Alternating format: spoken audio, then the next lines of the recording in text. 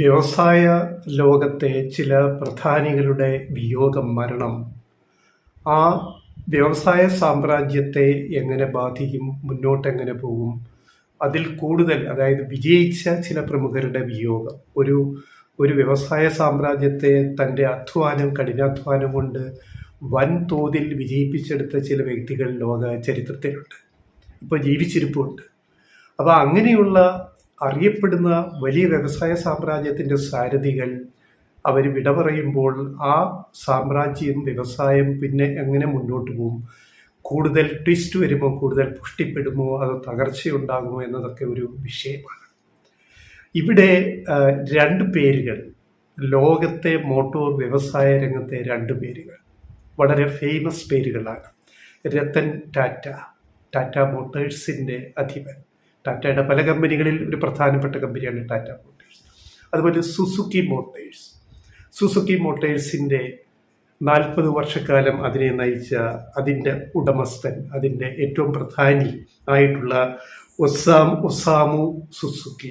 Osamu സുസുക്കിയുടെയും Ratan ടാറ്റയുടെയും വിയോഗം ഈ പറഞ്ഞ 2024 ഒക്ടോബർ 9 രത്തൻ ടാറ്റ മുംബൈയിൽ മരിച്ചു. ഡിസംബർ 25 ക്രിസ്മസ് ദിനത്തിൽ ഒസാമു സുസുക്കി ജപ്പാനിൽ അന്തരിച്ചു.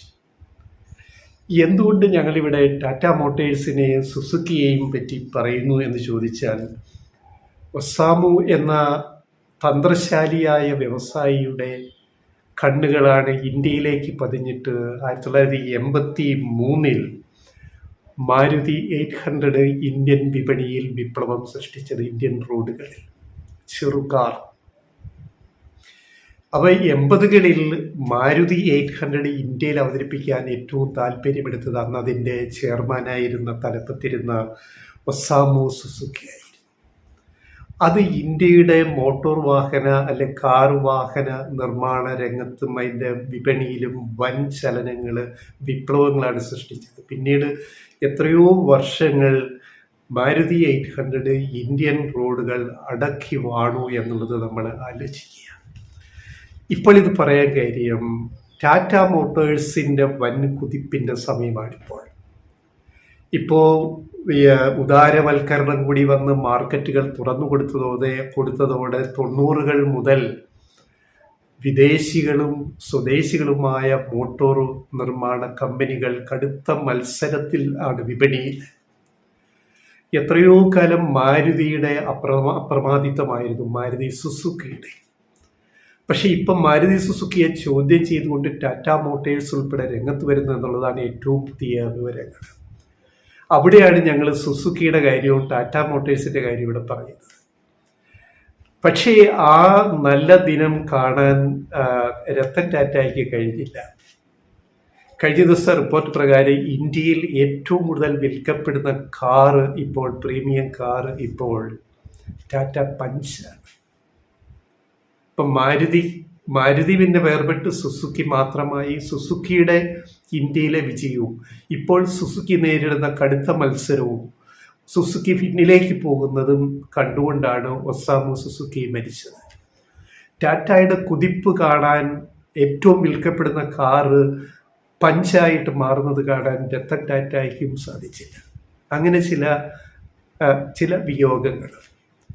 അപ്പോൾ എന്തായാലും ഇത് പറയാൻ കാര്യം, ടാറ്റ മോട്ടോഴ്സ് എന്ന ബ്രാൻഡിനെ നവീകരിച്ച് ഗവേഷണ റിസർച്ച് ആൻഡ് ഡെവലപ്മെൻറ്റിലൂടെ നവീകരിച്ച് ലോകോത്തര മോട്ടോർ കമ്പനികളോട് കിടപിടിക്കുന്ന രീതിയിൽ സാങ്കേതിക വിദ്യയിലും രൂപകൽപ്പനയിലും പുതിയ മോഡലുകൾ ഇറക്കാൻ കഴിഞ്ഞു എന്നുള്ളതാണ് ടാറ്റ മോട്ടേഴ്സിൻ്റെ വിജയം. അതിൻ്റെ അമരക്കാരൻ, അതിന് എല്ലാവിധ താല്പര്യങ്ങളും എടുത്തത് രത്തൻ ടാറ്റയായിരുന്നു.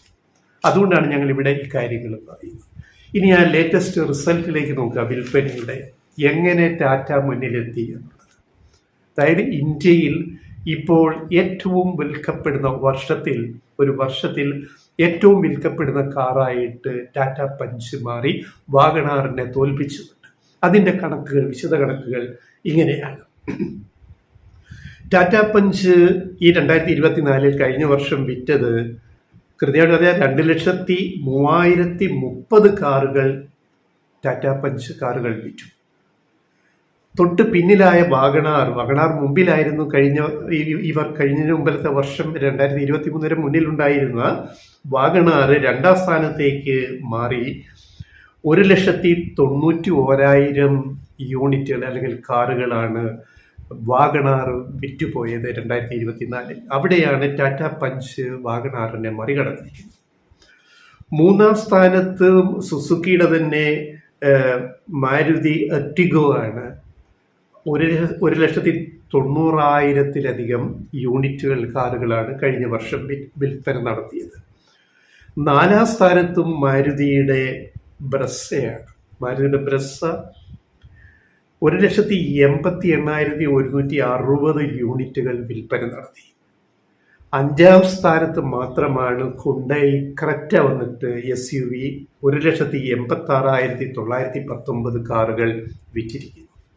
കോവിഡിന് മുമ്പ് 2018 അതുവരെയുള്ള റെക്കോർഡ് പ്രകാരം 49 ലക്ഷം കാറുകൾ വിറ്റതിൽ മാരുതി വിറ്റത് 52% കാറുകളാണ് ഓൾ സെഗ്മെന്റ്സിൽ.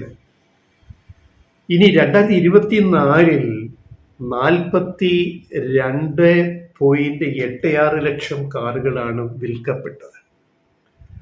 ഈ വിറ്റതിൽ 2024 വിറ്റതിൽ മാരുതിയുടെ വിൽപ്പന വിഹിതം വിപണിയിലെ 41% കുറഞ്ഞു. മറ്റ് മോട്ടോർ കമ്പനികളുടെ വാഹനങ്ങൾ, കാറുകൾ കൂടുതലായി വിൽക്കപ്പെടുന്നു എന്നതാണ് ഈ സ്റ്റാറ്റിക്സ് നൽകുന്ന സൂചന. അപ്പോൾ നമുക്ക് ഇന്ത്യൻ കാറുകളുടെ ഒരു ചരിത്രം കൂടി ഇവിടെ ഓർക്കുന്നത് രസകരമാണ്. സ്വാതന്ത്ര്യ ലബ്ധിക്ക് ശേഷം 1952 മുതൽ ഉള്ള ഒരു കണക്കെടുത്താൽ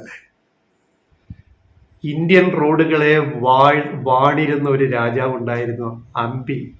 എല്ലാവരും സ്നേഹപൂർവ്വം വിളിക്കുന്ന അമ്പി എന്ന് വിളിക്കുന്ന അംബാസിഡർ. ഈ അംബാസിഡർ 1952 മുതൽ ഇങ്ങോട്ടുള്ള സ്വാതന്ത്ര്യാനന്തര കാലം നോക്കിയാൽ 30 വർഷക്കാലം ഹിന്ദുസ്ഥാൻ മോട്ടോഴ്സിന്റെ അംബാസിഡർ ആയിരുന്നു. ആംബി ആയിരുന്നു നമ്പർ 1. തൊട്ട് പിന്നിൽ നമ്പർ 2 ആയിട്ട് പ്രീമിയർ പത്മിനി ആയിരുന്നു, ഫിയറ്റിന്റെ പ്രീമിയർ പത്മിനി. ഇതായിരുന്നു ആ 30 വർഷത്തെ ചരിത്രം. 30 വർഷം കഴിഞ്ഞപ്പോൾ ഒരു വിപ്ലവം നടക്കണം. 1985 കൂടി ആര് വരുന്നു? നമ്മുടെ മാരുതി 800. 83 അവർ പ്ലാന്റ് തുടക്കമിടുന്നു, കാര്യങ്ങൾ മുന്നോട്ട് വന്ന് 85 മാരുതിയുടെ സുസുക്കിയുടെ മാരുതി 800 ചെറുകാർ ആദ്യമായിട്ട് ഇന്ത്യൻ വിപണിയിൽ വിപ്ലവം സൃഷ്ടിക്കുന്നു. അടുത്ത 40 വർഷം 800 ഇന്ത്യൻ റോഡുകൾ ഭരിച്ചു. 1985 മുതൽ 2004 വരെ മാരുതി 800ന്റെ കാലമായിരുന്നുവെങ്കിൽ 2005 മുതൽ 2017 വരെ 13 വർഷത്തോളം മാരുതി ഓൾട്ടോ ആയിരുന്നു ഏറ്റവും വിൽക്കപ്പെട്ടിരുന്ന കാർ.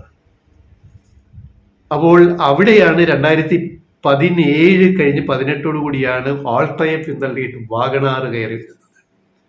ആ വാഗണാറെ പിന്തള്ളി കഴിഞ്ഞ വർഷം ഡിസംബർ 2024 മാരുതിയെ പിന്നിലാക്കിക്കൊണ്ട്, സുസുക്കിയെ പിന്നിലാക്കിക്കൊണ്ട് ടാറ്റ മോട്ടോഴ്സിന്റെ പഞ്ച് ഒന്നാമതെത്തി.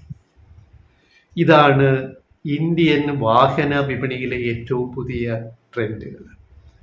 ഒരു കാർ ഇന്ത്യയിൽ ഏറ്റവും കൂടുതൽ വിറ്റപ്പെട്ടു പോയ എന്നതിൻ്റെ റെക്കോർഡ് മാരുതിയുടെ ഓൾട്ടോ. ഈ 13 വർഷം ഇന്ത്യൻ റോഡ് ഭരിച്ച മാരുതിയുടെ ഓൾട്ടോ ഇന്ത്യയിൽ ഏറ്റവും വിൽക്കപ്പെടുന്ന ഒരു കാർ മോഡൽ ചരിത്രത്തിൽ അതാണ്. 2011 3,11,367 കാറുകൾ ആൾട്ടോ വിറ്റു എന്നുള്ളതാണ്. ആ റെക്കോർഡ് ഇതുവരെ ആരും മറികടന്നിട്ടില്ല. ഇനി വരും വർഷങ്ങളിൽ അതാര് ടാറ്റ മോട്ടോഴ്സിന്റെ മറികടക്കുമോ ഈ സെയിൽ റെക്കോർഡ് എന്നുള്ളത് നമുക്ക് കാത്തിരുന്ന് കാണാം.